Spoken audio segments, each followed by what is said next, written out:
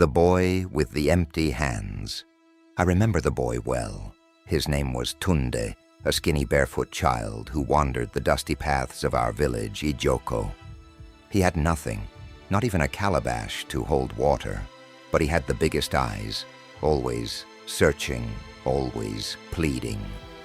The elders called him Omo-Owo-Ko, the boy with empty hands. Tunde's mother had died when he was very young, and his father, a once strong farmer, had withered away under the weight of sickness and poverty. The boy was left to fend for himself, surviving on whatever scraps of kindness he could find. He would sit by the marketplace, watching traders and buyers haggle over yam, cassava, and dried fish. Sometimes he would stretch out his hand, but people had little to spare. One afternoon, an old man sat beside him under the great baobab tree. Baba Oiho was wise and had seen many seasons pass. He watched Tunde sigh as another villager walked by without dropping a single cowrie in his palm.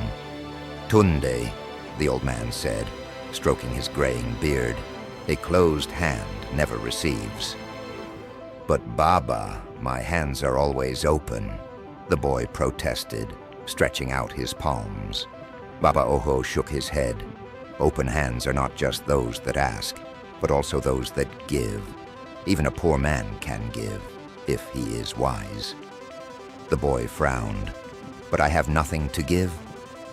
Baba Oho pointed to the village well, where women lined up with heavy pots balanced on their heads. "Water is life, my son, and even the poorest man can carry water." That night, Tunde lay under the open sky, thinking. He watched the fireflies dance above him, listened to the distant croaking of frogs, and decided that the old man's words deserved a chance.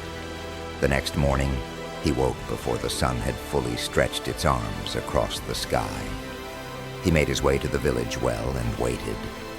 When the first woman arrived with a clay pot, he stepped forward. "I can carry it for you, Mama," he offered. The woman looked at him suspiciously, but allowed him to lift the pot onto his small head. It was heavier than he had expected, and the path to her hut seemed longer than before, but he did not complain. When they arrived, she handed him a small piece of roasted yam. Day after day, he returned to the well. At first, people were hesitant, but soon they grew used to the sight of the skinny boy carrying pots of water. Some gave him food, others a few cowries. He never asked, but he always received. One day, a merchant named Bamidel stopped him. "Boy, why do you carry water for free?" Tunde wiped the sweat from his forehead. "Because a closed hand never receives." The merchant laughed. "Wise words for one so young. But tell me, do you have dreams?" The boy hesitated. "I wish to have a wooden cart, so I can fetch more water, maybe even sell some." Bamidel nodded. "Come to my shop tomorrow." The next day, Tunde stood in front of the merchant's shop, his heart thumping like the village drums. Bamidel handed him a small wooden cart. "It's not new, but it will serve you well.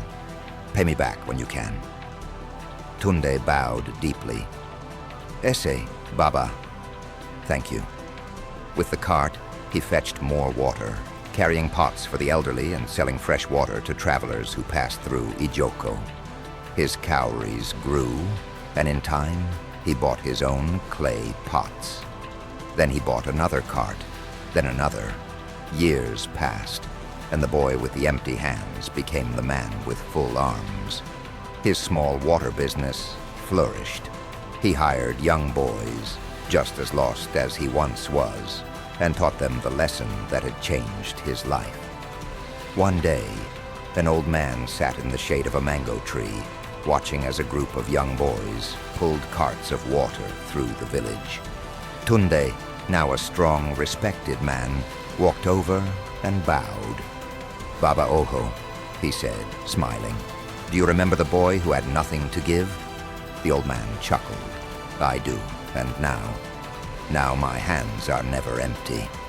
And so, the lesson of the open hand spread through Ijoko, reminding us all that wealth is not only in what we take, but in what we give.